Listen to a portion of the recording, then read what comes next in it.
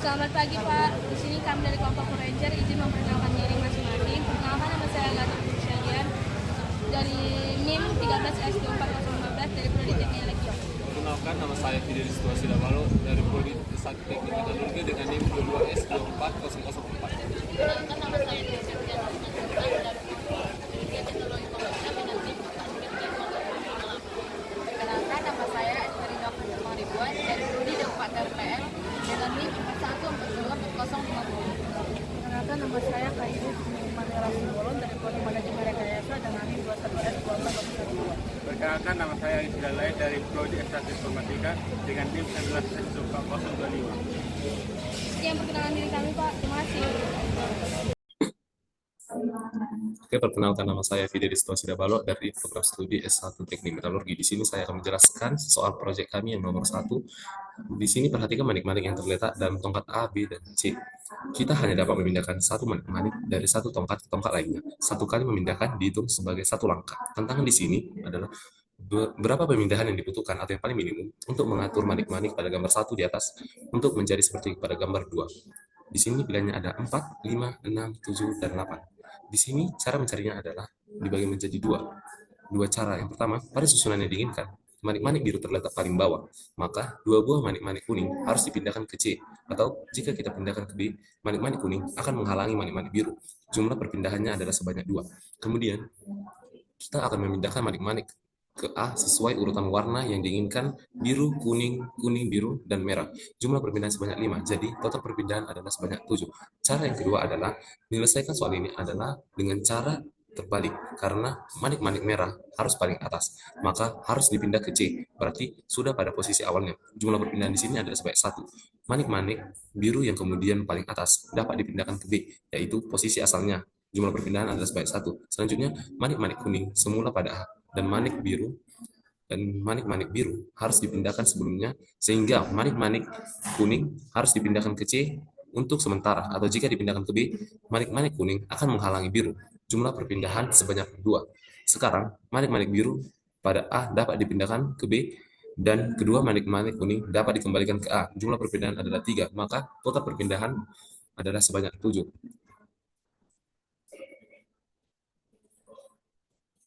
Di sini jawabannya adalah 7.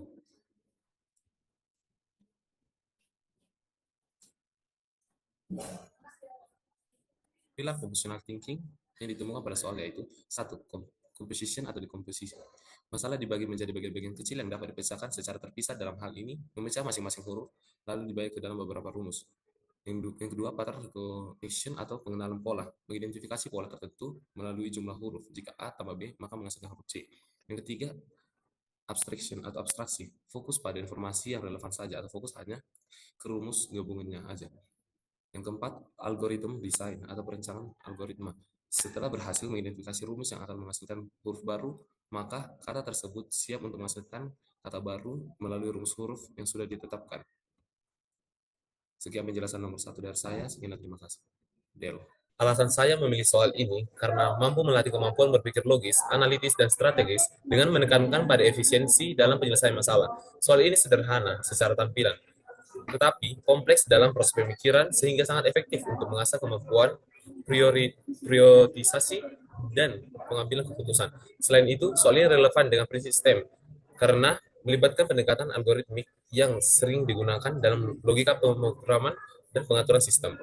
Dengan mengacu pada referensi beberapa challenge, soal ini juga mendukung literasi digital dan logika komputasi, menjadikannya alat yang ideal untuk meningkatkan keterampilan problem solving. Perkenalkan Pak, nama saya Evelina Oktavi Pangaribuan dari Prodi D4 RPL dengan NIM 41424050. Jadi kali ini saya akan membuat sebuah video penjelasan penyelesaian soal bebras kategori penggalang. Soalnya itu, Bob sebarang-barang mengembangkan sebuah sistem pengkodean yang terdiri dari 4 digit untuk mengkode sebuah kata menjadi kata rahasia. Dengan langkah-langkah, huruf pertama selalu diambil. Hapus semua huruf A, E, I, O, U, H, W, Y. Ganti huruf menjadi sebuah angka dengan aturan. Huruf B, F, P, P diganti menjadi angka 1. Huruf C, G, J, K, Q, S, X, Z diganti menjadi angka 2. Huruf D, T diganti menjadi angka 3. Huruf L diganti menjadi angka 4. Huruf M, N diganti menjadi angka 5. Dan huruf R diganti menjadi angka 6. Yang keempat, ganti 2 atau lebih huruf yang muncul berturutan dengan huruf tersebut diikuti jumlah kemunculannya. Yang kelima, ambil 4 digit pertama saja. Tambahkan 0 jika kurang dari 4 untuk menjadi 4 digit. Yang menjadi tantangan pada soal ini, kode apa yang diperoleh untuk kata Hilbert? Setelah kita membaca langkah-langkahnya itu, mari kita selesaikan soal tersebut. Ambil huruf pertama dari kata Hilbert. Huruf pertama dari kata Hilbert yaitu huruf H. Hapus huruf yang tidak relevan. Huruf yang tidak relevan pada kata Hilbert itu adalah huruf I dan huruf E. Sehingga huruf yang tinggal itu adalah huruf H, L, B, R, T. Ganti huruf menjadi angka. H tetap H, L diganti menjadi angka 4, huruf B diganti menjadi angka 1, huruf R diganti menjadi angka 6, dan huruf T diganti menjadi angka 3. Jadi hasilnya itu adalah H4163. Karena ketentuannya kode digit yang diperlukan itu hanya 4 digit, maka hasilnya itu adalah H416.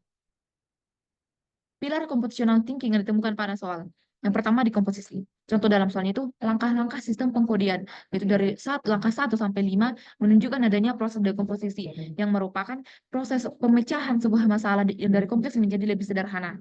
Yang kedua itu pengenalan pola. Contoh dalam soal, pola pengelompokan huruf berdasarkan penggantian ke angka. Yang ketiga, abstraksi. Contoh dalam soal, menghapus huruf tertentu untuk pengangkutan kata menjadi kode rahasia. Yang keempat, berpikir algoritmik. Contoh dalam soal, mengikuti aturan untuk mengubah kata menjadi kode rahasia, seperti ambil huruf pertama, ganti huruf dengan angka, dan ambil 4 digit pertama. Yang menjadi alasan saya memilih soal ini dikarenakan soal ini dapat mampu melatih siswa untuk memahami proses berpikir sistematis dengan memecah langkah-langkah kompleks menjadi bagian-bagian yang lebih sederhana, sehingga mempermudah siswa-siswi untuk menyelesaikan masalah dengan cara yang logis dan terstruktur. Sekian Pak yang dapat saya sampaikan. Terima kasih. Dengan NIM 43324058, saya akan menjelaskan tentang mengingat kata sandi. Pivikus di barang-barang ingin membuat kata sandi yang mudah diingat, tapi tidak mudah ditebak orang lain. Maka, dia membuat metode untuk membuat kata sandinya. Jika Pivikus berkata, I like rules made by Steve Willem, maka kata sandinya adalah I1, L4, G7, M4, B2, C4, dan W7.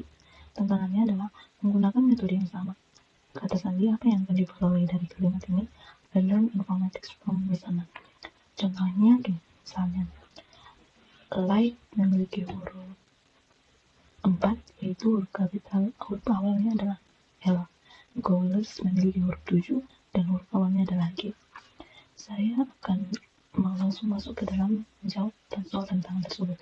Dengan menggunakan metode yang sama, kita juga dapat membuat kata sandi untuk kalimat baru. I learn. Yang pertama, huruf I-nya 1 karena memiliki huruf 1.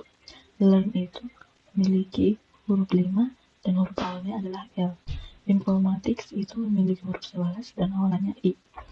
From itu memiliki huruf 4 dan awalannya F. Miss itu memiliki huruf 4 dan awalannya M. Hannah memiliki huruf 6 dan awalannya H. Jadi kata sandi untuk kalimat baru adalah I1, L5, I11, F4, M4, dan H6.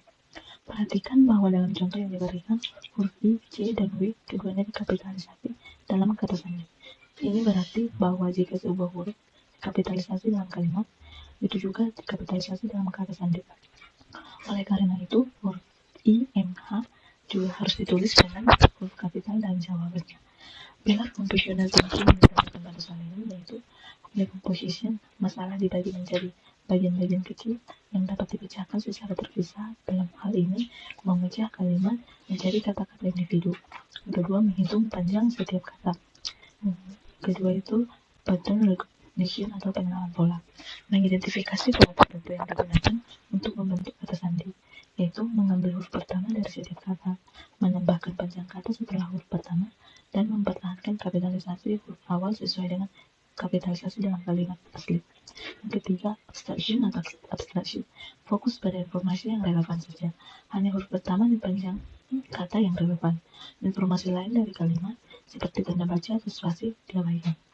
Yang keempat, algoritma desain atau perencanaan algoritma. Merancang langkah-langkah sistematis untuk membentuk kata sandi, yaitu pisahkan kalimat menjadi daftar kata. Kedua, untuk setiap kata, ambil huruf pertama. Yang ketiga, tentukan panjang setiap kata. Yang keempat, kombinasikan huruf pertama dengan panjang kata dan kapitalisasi yang sesuai. Alasan saya memilih soal ini adalah yang pertama itu mengembangkan kemampuan berpikir komputasional. Yang kedua, melatih pemahaman pola dan logika. Yang ketiga, meningkatkan pemahaman kapitalisasi dan struktur bahasa. Yang keempat, mudah dimengerti dan diaplikasikan. Dan yang terakhir, menarik dan interaktif. Sekian hasil dari video saya. Sekian dan terima kasih.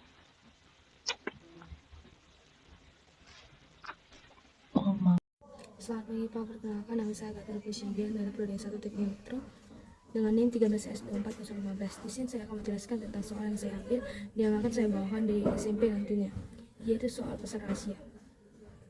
Mengapa saya memilih soal ini? Karena menurut saya soal ini sangat cocok di kalangan teman-teman atau adik-adik yang akan kami jumpai nantinya di SMP. Yaitu soalnya Big Boss di Berang memiliki pesan rahasia untuk 4 agennya. Sayangnya Big Boss tidak mempercayai begitu saja setiap agennya. Jadi Big Boss membuat bagian pesan menjadi 4 bagian, yaitu 1 sampai 4, dan menambahkan tingkat kerahasiaannya setiap pesan, yaitu dengan bagian sepotong pesan dengan segel minus hanya dapat dibaca oleh agen yang mendapatkan bagian tersebut, dan ketentuan kedua, sepotong pesan dengan segel pagar dapat dibaca oleh penerima, dan bawahannya ini di gambar bawah ini arah panah dapat menunjukkan bawahan ke atasannya, yaitu arah panah A ke arah panah B, berarti bawahannya si A adalah si B, bukan arah panah garis putus-putus. Dan ketentuan terakhir yaitu sepotong pesan dengan segel plus dapat dibaca oleh setiap agen. Gambar berikut menunjukkan agen dan potongan pesan yang telah mereka terima. Tantangan yang ada dalam soal ini yaitu agen manakah yang dapat mengakses semua potongan pesan 1 sampai 4? Jawabannya adalah agen yang D. Mengapa? Karena rukun putih D itu dapat menerima bagian kedua dari pesan. Atasannya yaitu rakun bertopi, menerima bagian pertama dan ketiga dengan segel pagar. Pesan-pesan ini dapat dibaca juga oleh rakun putih. Pesan bagian keempat bisa dibaca oleh seluruh agen. Jawaban yang A salah karena si rubah tidak dapat membaca pesan pertama dan ketiga. Jawaban yang B salah karena si serigala dengan kacamata tidak dapat membaca pesan. Dan jawaban yang C itu salah karena kelinci tidak dapat membaca pesan kedua. Baik, sekian penjelasan saya tentang soal yang akan saya bawakan kepada adik-adik SMP nantinya. Terima kasih.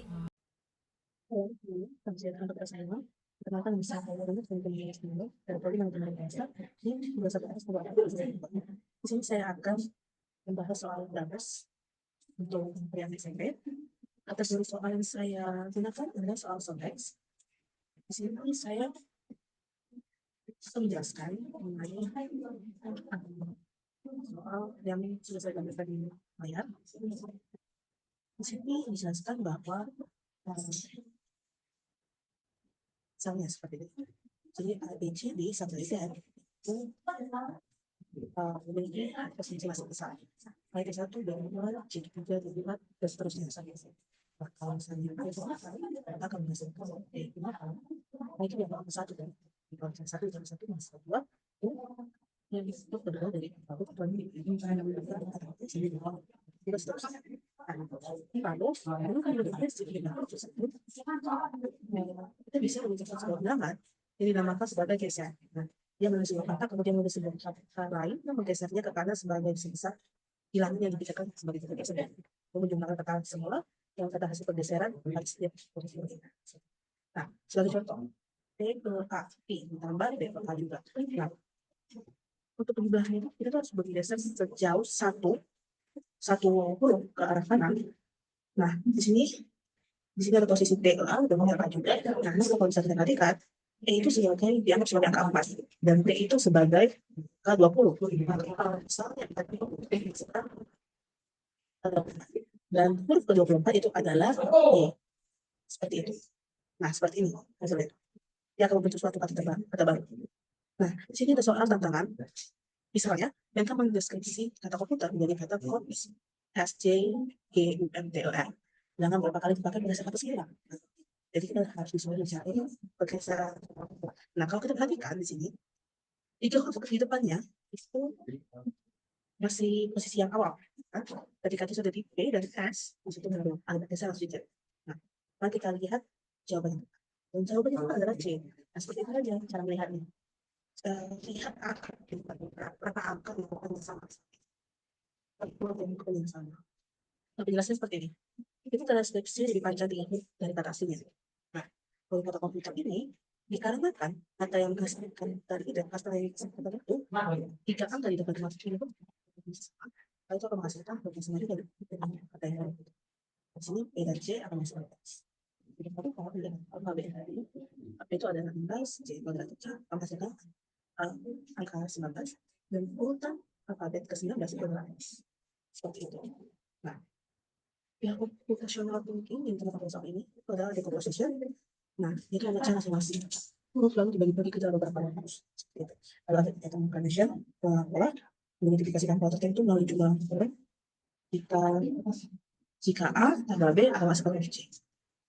Nah, abstraction fokus hanya pada satu tabel huruf saja. Lalu algoritma desain atau pencarian algoritma setelah berhasil mengidentifikasikan misalnya akan dimasukkan kata baru. Kata tersebut untuk misalnya kata baru melalui hal sempurna yang sudah ditetapkan tadi. Seperti itu.